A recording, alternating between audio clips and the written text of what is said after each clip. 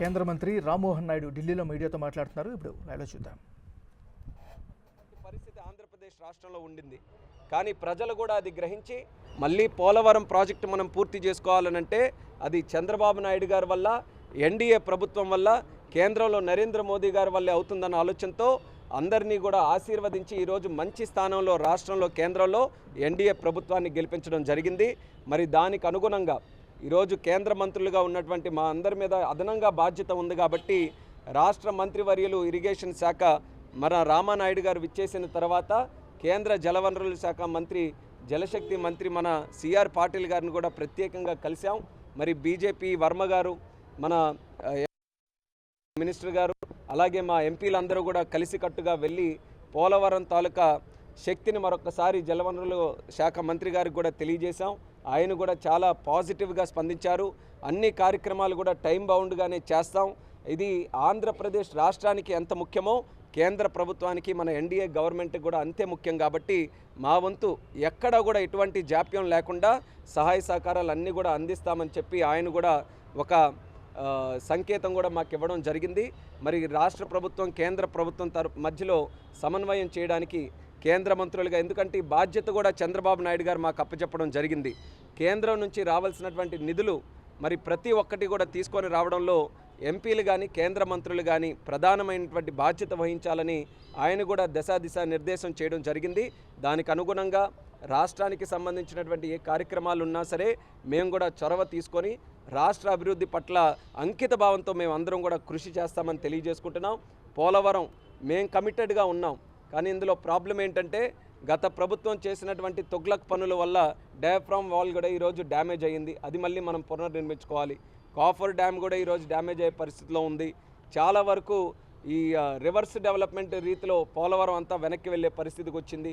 ఇవన్నీ కూడా రీఅసెస్ చేసుకొని వీలైనంత త్వరగా అక్కడ పనులు కూడా ప్రారంభించుకొని మరి తొందరగా ఈ ప్రాజెక్టు కూడా పూర్తి చేయాలనేటువంటి భావనతో మేము కార్యక్రమాలన్నీ కూడా రూపకల్పన చేసుకుంటున్నాం.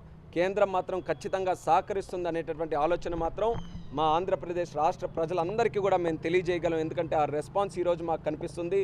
ఏ విషయమైనా సరే, చిన్న సమస్య అయినా పెద్ద సమస్య అయినా సరే చాలా ఉదారంగా అది సెటిల్ చేయడానికి, అది పరిష్కరించడానికి కేంద్ర ప్రభుత్వం, మంత్రులు కానీ, ప్రధానమంత్రి మోదీ గారు కానీ అందరూ కూడా ఒక ప్రత్యేకమైనటువంటి దృష్టి ఆంధ్రప్రదేశ్ రాష్ట్రం మీద పెట్టారనేది మాత్రం మాకు స్పష్టంగా తెలుస్తుంది, మాకు కూడా కనిపిస్తుంది.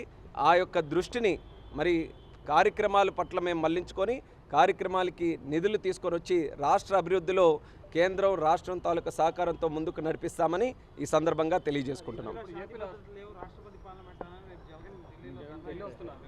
మరి మీరే అడగాలి, శాంతి భద్రతల తాలూకా సమస్య ఏంటనేది. 5 సంవత్సరాలు కూడా జగన్మోహన్ రెడ్డి గారి తాలూకా పరిపాలనలో చూసాం. ఎంతమంది ఎన్ని రకాలుగా హత్య చేయబడ్డారో.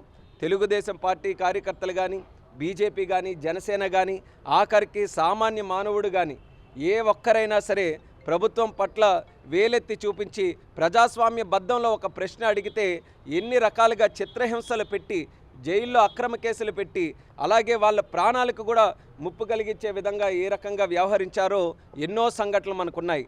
ఆఖరికి ప్రతిపక్ష నాయకుడిగా ఉన్నటువంటి చంద్రబాబు నాయుడు గారి మీద కూడా పలు సందర్భాల్లో ప్రాణహాని కలిగించే విధంగా మా పార్టీ ఆఫీస్ మీద దాడులు చేశారు.